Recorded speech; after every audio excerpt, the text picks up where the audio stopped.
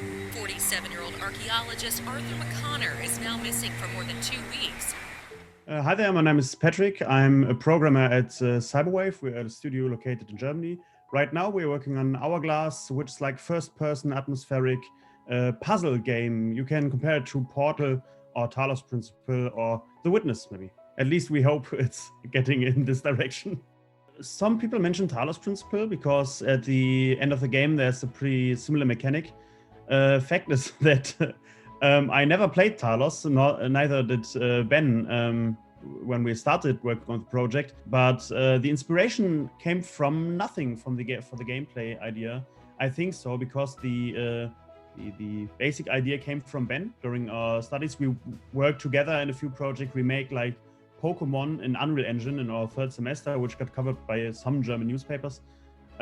Which was pretty like nice. But yeah, Ben, we talked to each other like pretty often, of course, because we wanted to start a company. We wanted to do like our own games. That was a dream of us. It still is. And once he said, I have a little idea for a game, and he described. I remember exactly how he described it. It's like you play with yourself because you don't have friends. And we have one person and another person, which are like clones of yourself, and a rope, right? And we have like a pit where you can fall into, and you have to be one person on the one side, or another person on the other side, hanging to the rope, and you have to jump on the rope to like do a spinny thing like in Tomb Raider and jump off. That was the first time we talked about this time mechanic, like record yourself and play with yourself. We tested multiple recordings, but it isn't fun. Yeah, that was the main idea. And after that, we did like a lot of prototyping, like combining this with platforming elements, combining this with more like puzzly elements, and some more. And we figured out that puzzling is the way to go for us as a small team. Yeah, we are a team. We did a Kickstarter like a few months ago. Or not a month ago. I think it was 2019. So a lot of months ago. We're a team of 2 people initially, me and Ben. I'm doing all the programming stuff, a little bit of art like UI, but pretty much 95% of all the artwork is made by Ben. All the animations, all visuals, and I'm programming. I have to mention another person, sorry. Frank is also part of the team. He's like a part-time, in Germany it's called Werkstudent, like working student, something like that. It's like he's a student, but he helps with animations and some models as well. Balloon Flight is just to learn to release the thing. We learned a lot about translation, localization. We want to do it right with Hourglass, and we have still a lot to learn. Hourglass is our first like major game, if you want to call it like that. And yeah, we're making learning by doing. So we wanted to release a game, so we know how you will release a game on Steam, how you handle the community. And the feedback is very positive for Balloon Flight, even though we don't have that much reviews, but all of them are positive. So we are pretty much happy. We did release an alpha version like a few weeks ago.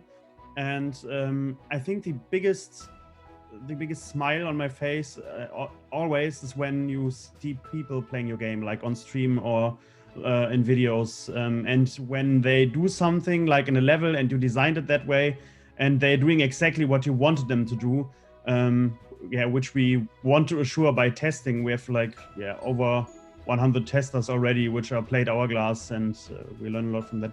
So sometimes it's frustrating because it's such a huge project and it feels like you make no progress because you're working on a little thing. But when we're releasing a version and people can play it, it's always very rewarding. Yeah, it's awesome that Ben and me we are 2 persons working with the game.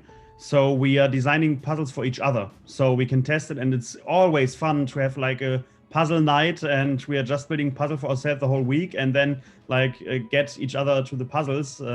Ben had this puzzle once. I sat on for like 3 days before I can like solve it. It was frustrating, but the end I felt very stupid. It was awesome. It was a very good puzzle, but I don't know which way on how Ben goes designing a puzzle, but for myself, I always think of like the like the aha moment, like the moment you're understanding what is the actual problem in the puzzle and working from there. Like we do have puzzles where it's crucial where your start yeah, well, that's kind of a spoiler, but later on in the game you can control the time by yourself, not just the time doors where you go through and start the recording, so you can do it by yourself. And one idea, for example, was that it's crucial where you start your like recording. And another thing is like you have to push yourself with a big cube, which is like pretty basic, but or when you start your recording, like standing on the pressure plate first for a few seconds, then starting recording is pretty much different to start recording beforehand and going to the pressure plate after that, because it's like the other time for the other objects which are affected by the pressure plate, for example.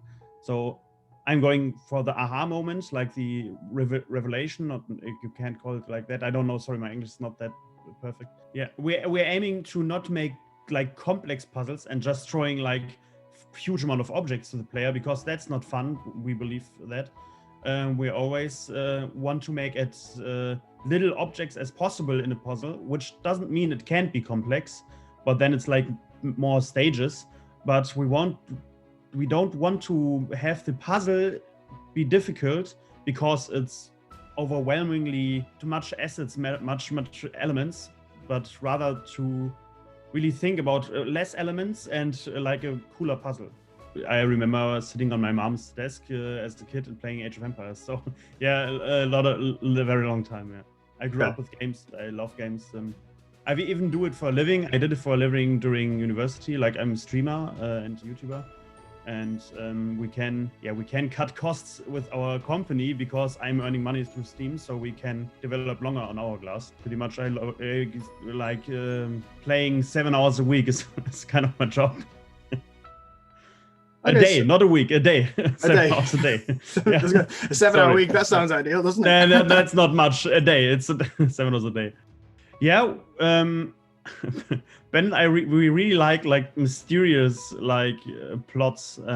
We really focused on what we are good at, or maybe what we think we are good at, and neither of us are pretty much perfect in story writing. We don't have experience in that. So we wanted to, and we are two people, to develop a huge game with like many story elements and huge cutscenes. It's not in our budget, and B, we are only two people.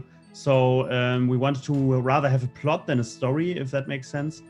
And we want to be for that. We want to do an interesting game, even though we don't have like huge amount of storytelling, right? And we both love those documentaries which run late at night about the Egyptians and the technology was far ahead, and we just love that kind of stuff. And we thought, yeah, we give a little spin on it for ourselves, and yeah, so we did that.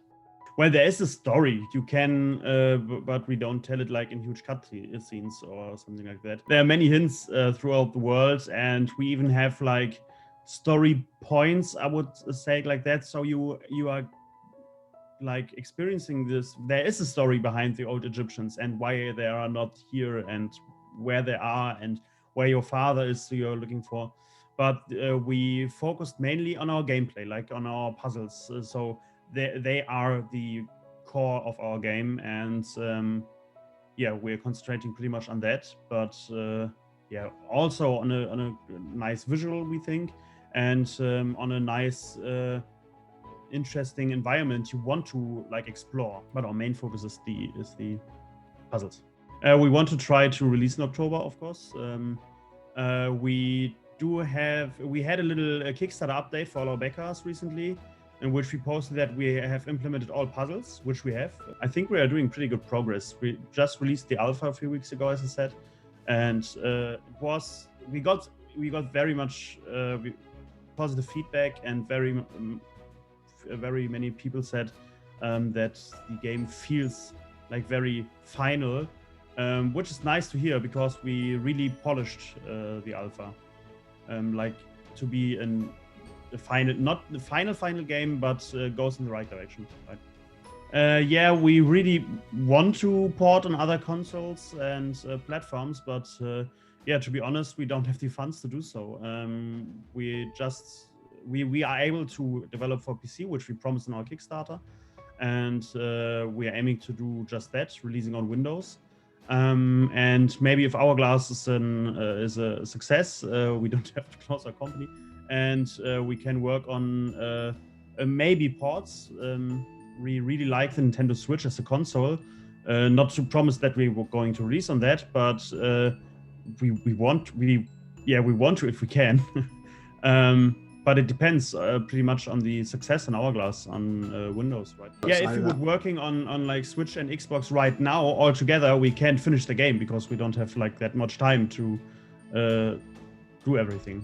It's not that easy to develop on consoles. Yeah, even though I graduated like in game design, you don't have to. You can, it helps, but to be a game developer, you don't need there's no like school which teaches you to be a game developer, and after that you're the perfect game developer, right? It's all learning by doing, and the games industry is changing so fast. Just do it, right? Just make your first game for a first project. Use an easy to learn like engine. I think Unity is pretty good for that. Or other engines like Visionary Studio or like the Godot engine, or maybe even RPG Maker, and just try to build your first little game. And if you have done so, try to improve and make another one, right? Just go for it. There are so many tutorials online, so on YouTube or pages like Udemy or something like that. I learned a lot through Udemy actually, but it's just the information is out there even for free, so there's nothing stopping you.